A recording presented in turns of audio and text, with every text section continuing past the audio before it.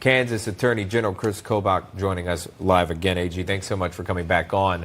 Has something changed since the last time that we have spoke on the show and your reaction to the judge's decision? Yes. So as you pointed out, the legislature passed a statute saying that driver's licenses and birth certificates shall reflect biological sex at birth. The governor announced last week that she would not be complying with that law. She would just continue to allow people to change them, even though the legislature overrode her veto on that very law. I brought a lawsuit on Friday as Attorney General to compel the governor to follow the law.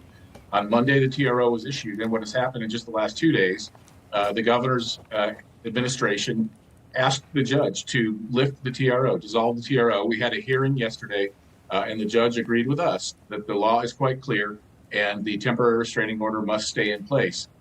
So we're very pleased that we've prevailed in court thus far. The case continues, but it's really astonishing. You have a governor saying, I vetoed the law, I don't like the law, and even if they overrode my veto, now I'm not going to enforce the law. It's a real threat to the rule of law when you have an executive agency saying they won't follow the law. Yeah, that absolutely is quite surprising to see, again, just going against the traditional norms of how our state governments operate, but also, of course, on a national scale, if something like this were to happen.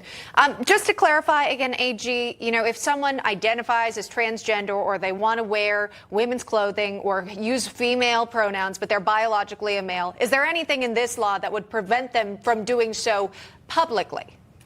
No, not at all. They can present themselves how they wish. They can change their name. They can have a photograph on the driver's license that represents their new chosen identity.